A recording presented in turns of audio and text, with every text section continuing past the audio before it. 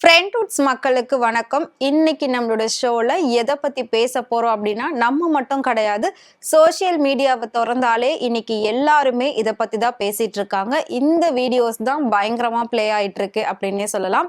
S, so இன்னைக்கு அதாவது 45 வருஷத்துக்கு அப்புறமா திரும்பவும் ரீயூனியன் அப்படின்னு சொல்லிட்டு சேர்ந்திருக்கக்கூடிய ரெண்டு பெரிய லெஜெண்ட்ஸ் உடைய படத்தை பத்தி தான் நாம பார்க்க போறோம். எஸ், KH அண்ட் RK, அதாவது கமல்ஹாசன் அண்ட் ரஜினிகாந்த், இவங்களுடைய ரீயூனியனை தான் இப்ப எல்லாருமே பேசிக்கிட்டு இருக்காங்க. பல வருஷங்களுக்கு முன்னாடி, 45 வருஷங்களுக்கு முன்னாடி ரெண்டு பேரும் சேர்ந்து நிறைய படங்கள் பண்ணியிருக்காங்க. அதுல ஒருத்தர் ஹீரோவாவும் இன்னொருத்தர் வில்லனாவும் பண்ணியிருக்காங்க. ஒரு காலகட்டத்துக்கு அப்புறமா ரெண்டு பேருக்குமே நல்ல ரெஸ்பான்ஸ் இருக்கு அப்படின்னு சொல்லி தனித்தனியா பிரிஞ்சு நடிக்க ஆரம்பிச்சாங்க. அப்படி பிரிஞ்சு நடிக்க ஆரம்பிச்சு இன்னைக்கு ரெண்டு பேருமே ரெண்டு ஜாம்பவான்கள் தமிழ் சினிமாவில். ரஜினி அண்ட் கமல் இவங்க ரெண்டு பேரை பிரிக்கவே முடியாது அப்படின்ற அளவுக்கு எல்லா விஷயமும் பண்ணியிருக்காங்க. ஸோ அவ்வளோ பெரிய லெஜெண்ட்ஸ் 45 வருஷத்துக்கு அப்புறமா சேர்ந்து மறுபடியும் ஒரு படம் பண்ண போறாங்க. அதோட ஒரு டீசர், ஒரு ப்ரோமோ தான் இன்னைக்கு வெளியாயிருந்தது.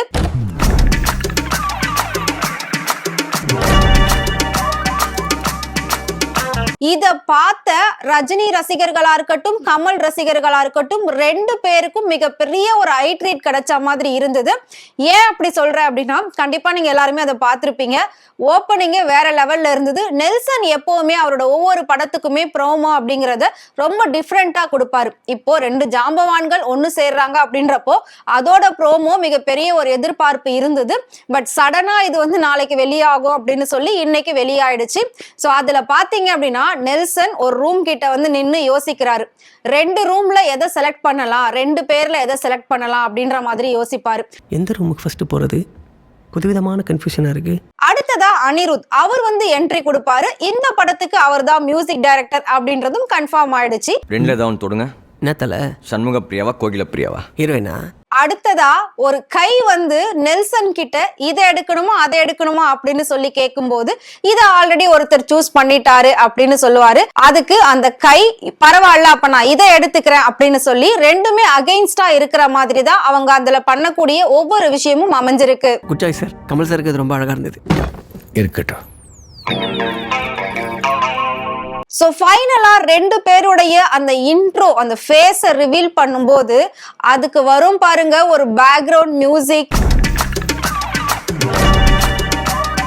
நார்மலா அனிருத் மியூசிக் அப்படின்னாலே வேற லெவல்ல வைப் இருக்கும். அதுவும் ரெண்டு பெரிய சினிமா லெஜெண்ட்ஸ் ஒன்னா காட்டும் போது ஸோ அந்த மியூசிக் தாறுமாறா இருந்தது. கிளாப்ஸ், அதாவது எல்லாருமே இதை உட்கார்ந்து போன்லயோ ஆபீஸ்லயும் பார்த்துட்டு இருப்பாங்க. பட் பார்த்த இடத்துல வேற லெவல்ல கிளாப்ஸ் எல்லாம் வந்தது அப்படின்னு சொல்லி கேள்விப்பட்டிருந்தோம். அந்த அளவுக்கு ரெண்டு பேரோட இன்ட்ரோ இருந்தது. அதுக்கப்புறம் ரெண்டு பேரும் சேர்ந்து அப்படியே மிகப்பெரிய ஒரு கார் கராஜ் அதுக்குள்ள நடந்து வராங்க. நார்மலா கராஜ் அப்படின்னாலே ஜென்ஸ் தான் வேலை பார்த்துட்டு இருப்பாங்க. ஆனா இந்த கராஜ்ல அந்த தீமே வேற லெவல்ல இருந்தது. அது மட்டும் இல்லாம அங்க இருக்கக்கூடிய ஒர்க்கர்ஸ் எல்லாமே ஹாட் கிளாமரஸ் கேர்ள்ஸ் அப்படிதான் இருந்தது. சோ ஒவ்வொருத்தரும் இவங்க ரெண்டு பேரை பார்க்கக்கூடிய அந்த லுக், அந்த மியூசிக், சான்ஸே இல்ல.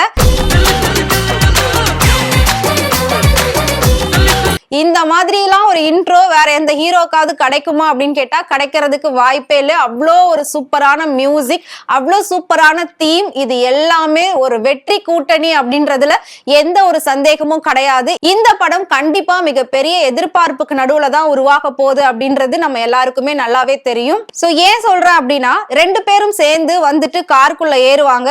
காருக்குள்ள உடனே பின்னாடி இருந்து அனிருத் அண்ட் நெல்சன் இவங்க ரெண்டு பேரும் அப்படியே எட்டி பார்ப்பாங்க. சார், கமல் சார் காரை ஆன் பண்ணுவாரு. ஆன் பண்றதுக்கு முன்னாடி சாங் கேட்டுடலாமா அப்படின்னு சொல்லி நெல்சன் சொல்லுவாரு.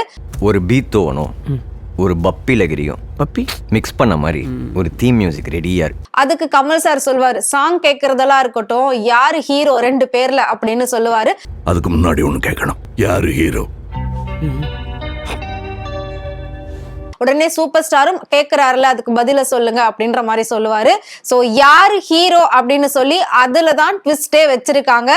கேக்குறாங்க இல்ல, சொல்லுங்க ஜி, யாரு ஹீரோ?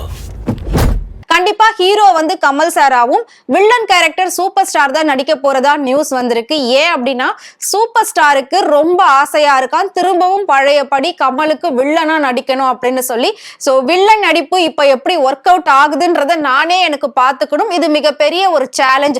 சோ நார்மல் எப்பவும் போல ஹீரோயிசம் காட்டிட்டு போகாம நெகட்டிவ்னஸ் நான் வந்து காட்டணும். அது என்னால முடியுமா முடியாதான்றத எனக்கு நான் ஒரு டெஸ்ட் வச்சுக்கணும் அப்படின்னு சொல்லி சூப்பர் ஸ்டார் சொல்லியிருக்காராம். சோ அன்டவுட்டட்லி சூப்பர் ஸ்டார் தான் வில்லன் கேரக்டர் பண்ண போறாங்க. கமல் சார் வந்து ஹீரோ கேரக்டர் தான் பண்ண போறாங்க.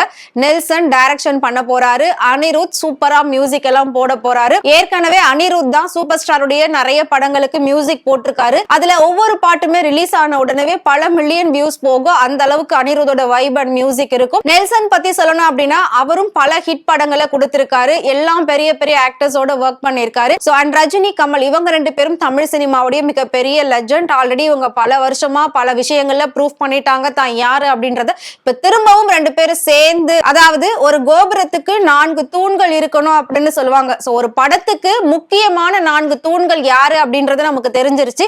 அந்த படம் எப்படி வரப்போகுது அப்படின்றதும் நமக்கு வந்து மிகப்பெரிய ஒரு எதிர்பார்ப்பு இருக்கு.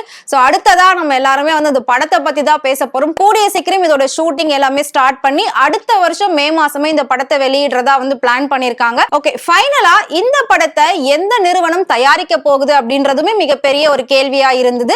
எஸ், இது வந்து ரெட் ஜெயண்ட் மூவிஸ் தான் தயாரிக்க போறாங்க. கொஞ்ச நாட்களுக்கு முன்னாடி தான் ரெட் ஜெயண்ட் மூவிஸ் உடைய சிஇஓவா இன்பநிதி வந்து பதவி ஏற்றாரு. உதயநிதி தான் அதை பண்ணி வச்சிருந்தாரு. சோ இத வந்து பல பேர் பலவிதமா பேசினாங்க. இன்பநிதிக்கு வெறும் 21 வயசு தான் ஆகுது. 21 வயசுல ஒரு பையனால எப்படி ஒரு ப்ரொடக்ஷன் கம்பெனிக்கு சிஇஓவா ஆக முடியும் அப்படின்னு சொல்லி அண்ணாமலை கூட அதை பத்தி பேசியிருந்தாரு. ஏன்னா நிறைய பசங்க ரொம்ப கஷ்டப்பட்டு ஏழ்மையான நிலைமையில இருந்து படிச்சு முன்னுக்கு வந்து ஒவ்வொரு வேலையை அடைஞ்சுக்கிட்டு இருக்காங்க. ஆனா இவங்கெல்லாம் ரொம்ப ஈஸியாவே ஒரு டாப் போஸ்டிங்க தொட்டுடுறாங்க. இது வந்து இருக்கவே கூடாது அப்படின்ற மாதிரி எல்லாம் அண்ணாமலை பேசியிருந்தாரு.